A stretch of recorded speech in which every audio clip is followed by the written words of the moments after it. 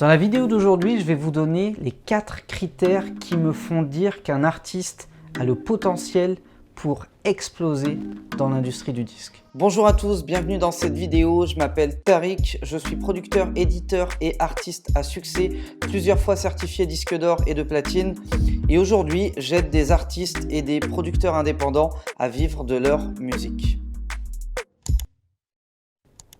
Avant de parler des 4 critères qui peuvent permettre à un artiste de s'élever au rang de star ou en tout cas d'atteindre n'importe quelle forme de succès dans l'industrie du disque, je vais vous demander de prendre 2 petites secondes, de cliquer sur le bouton s'abonner pour rejoindre plusieurs milliers d'artistes et de producteurs indépendants qui mènent le même combat que vous et qui régulièrement viennent prendre leur dose d'inspiration ou d'information sur cette chaîne YouTube. Ça récompense mon travail, ça me motive à continuer de vous balancer un max d'informations et de contenu hyper inspirant. Donc merci de prendre ces 2 petites secondes, cliquez sur le bouton s'abonner. Je ferme la parenthèse et on va pouvoir démarrer. Le premier critère qui me fait me dire que j'ai un artiste de talent en face de moi qui peut exploser dans sa carrière, c'est bien évidemment son niveau de création artistique.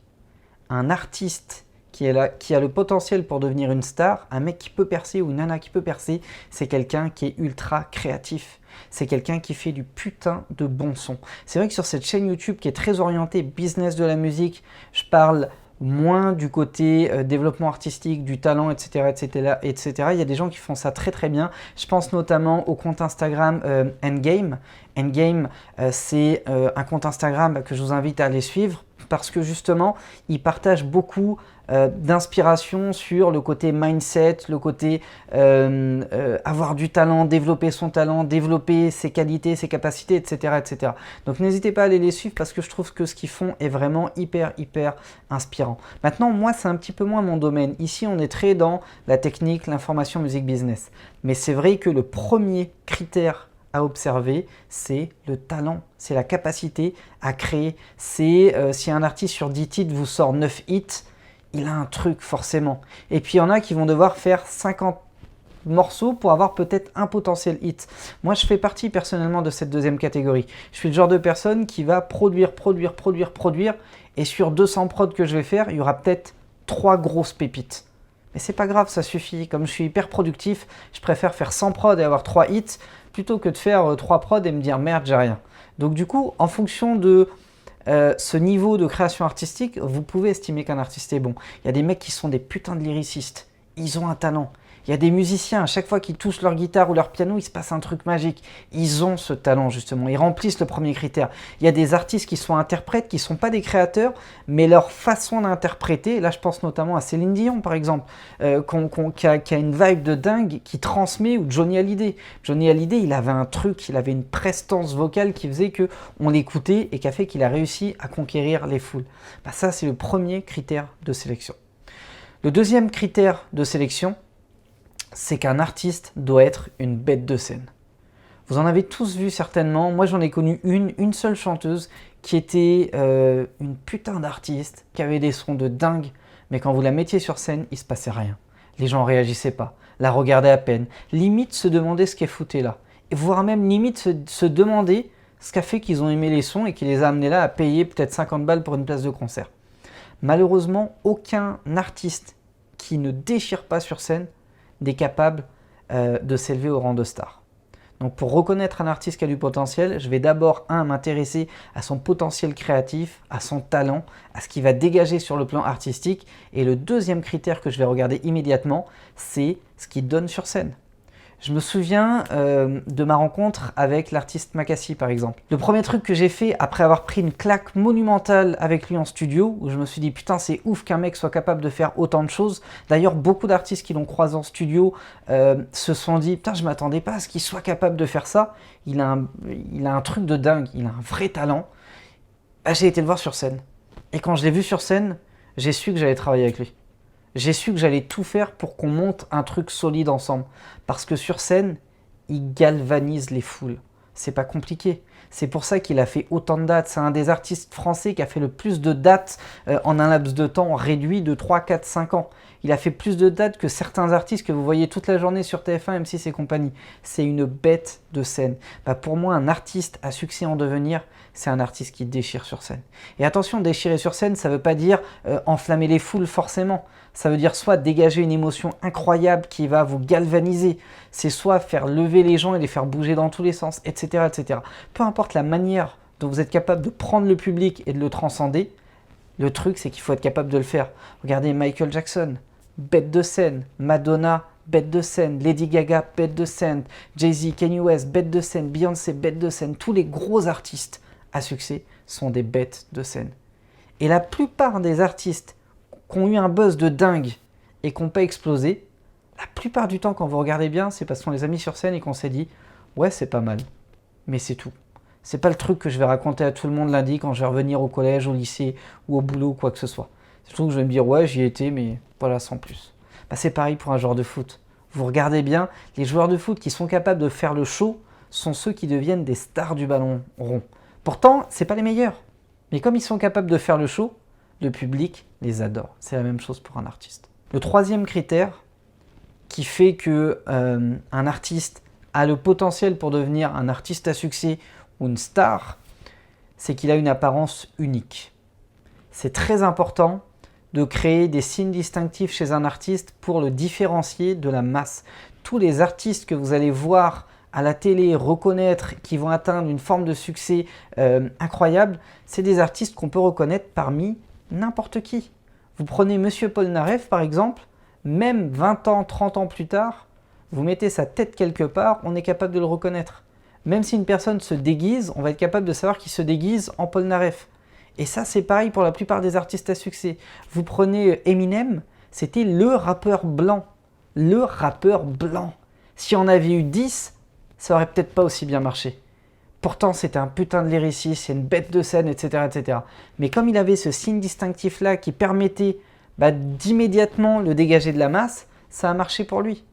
Et à une échelle moindre, je me souviens dans les années 2000 de Monsieur Neuve, qui est un artiste incroyable, qui tourne toujours aujourd'hui. Monsieur Neuve, c'était le chinois chauve. Il n'y en avait pas deux comme lui. Le chinois chauve qui chante de la soul en français. C'était un truc de dingue quand même. Et il avait ce signe distinctif-là. Et tous les artistes à succès vont avoir cette fameuse forme de signe distinctif. Vous prenez dans le rap Booba, qui a fait une carrière incroyable. Son signe distinctif, c'était que c'était le grand mec balèze avec plein de tatouages. Et ça marche. Et c'est aussi simple que ça. 50 Cent, c'était la même chose. C'était le grand black balèze avec plein de tatouages aussi. Et tous les artistes qui vont connaître une forme de succès vont avoir ce signe distinctif. Regardez bien, observez, analysez les carrières des artistes à succès. Vous verrez qu'ils ont tous le truc. On se souvient tous de la paire de lunettes de John Lennon. Pourtant, ça fait des années. Ça fait des années. On se souvient tous du gant blanc et des pantalons trop courts de Michael Jackson. Tout ça va contribuer à la légende de l'artiste et à l'impact qu'il va être capable d'avoir sur le public.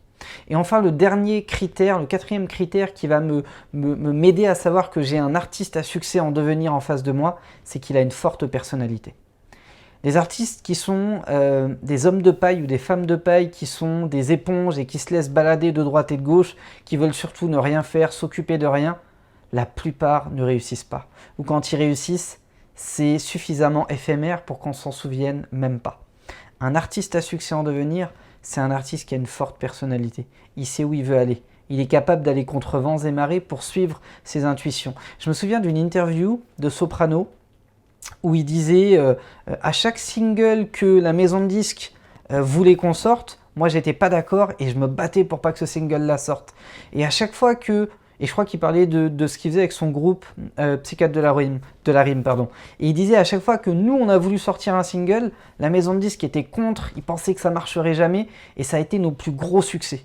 Et au final, c'est grâce à sa personnalité, à sa persévérance, au fait qu'il n'ait rien lâché, et peut-être que son entourage l'a bien soutenu aussi dans ce sens-là, mais grâce à ça, à cette force de caractère, il a atteint un succès que même d'autres artistes en maison de disques qui avaient plus de potentiel, et plus de visibilité, et plus de moyens que lui, n'ont pas atteint, parce qu'il a eu cette forte personnalité. Et je pense que un artiste à succès, c'est quelqu'un qui a un mindset de winner, c'est quelqu'un qui a une discipline de champion olympique, c'est quelqu'un qui est capable de soulever des montagnes, qui se contente jamais de ce qu'il obtient. Je me souviens que le jour où on m'a annoncé qu'on était disque de platine. J'ai sauté au plafond, on était sur un tournage de clip. On a fait la fête toute la soirée. Ça a fait un putain de resto à Montmartre, etc., etc. Et puis le lendemain, en fait, c'était OK. Maintenant, on passe à la suite. Enfin, voilà, on aurait pu se contenter de se dire ouais, ça y est, on a atteint le truc. Maintenant, on va aller siroter, on va se prendre un petit yacht tranquille, on va aller se poser pendant une semaine. On part en croisière, on fait la fête, c'est terminé. On a atteint le truc, on est les boss. Non, tu t'arrêtes pas là. Tu viens de passer une marche, c'est tout. Tu as atteint un palier et tu continues, et tu continues, et tu continues. Pourquoi? Parce que tu as ce mindset, ce truc qui te pousse à te dépasser constamment. Ce truc qui te pousse à aller au-delà des limites que les autres se seraient fixés et où ils se seraient dit ok, c'est bon, on a atteint l'objectif, on arrête et on passe à autre chose. Non, tu pousses constamment les portes jusqu'à atteindre une limite. On a tous une limite. Tout le monde a une limite. Tous les sportifs de haut niveau ont une limite. Tous les artistes ont une limite. Tous les producteurs ont une limite. Et après, on en revient à ce dont j'ai parlé dans une précédente vidéo, qui est de se réorienter pour impacter son industrie d'une autre manière.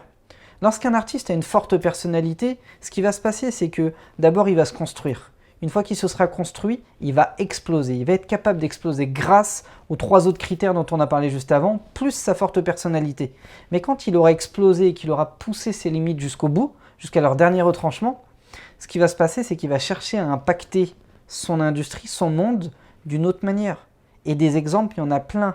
LL Cool J est devenu acteur. On le retrouve dans NCIS Los Angeles. Ice Cube, aussi un des meilleurs rappeurs de son époque, est devenu acteur. 50 Cent est devenu producteur de séries télé à succès. Et puis, il a développé d'autres business. Eminem a monté un label.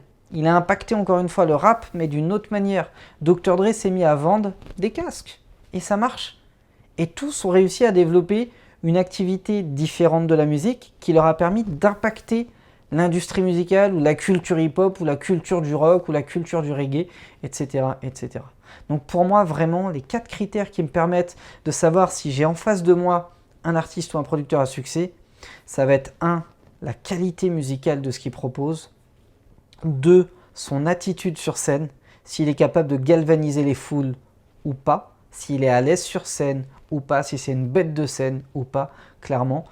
Le 3e critère, c'est est-ce qu'il a une apparence unique ou est-ce qu'il est capable de se créer une apparence unique ou des gadgets qui vont le rendre unique sur son marché. Et 4, la personnalité qu'il va avoir. Merci d'avoir été attentif à cette vidéo. Si jamais ce contenu vous a plu, vous a inspiré, n'hésitez pas à me lâcher un gros like, à le repartager à un maximum d'artistes, de producteurs ou même de managers, éditeurs que ça pourrait intéresser et ou inspirer. Plus important encore, abonnez-vous à la chaîne YouTube Producteur à Succès si jamais ce n'est pas encore fait. Je vous souhaite le meilleur pour la suite. Déchirez tout et je vous dis ciao ciao.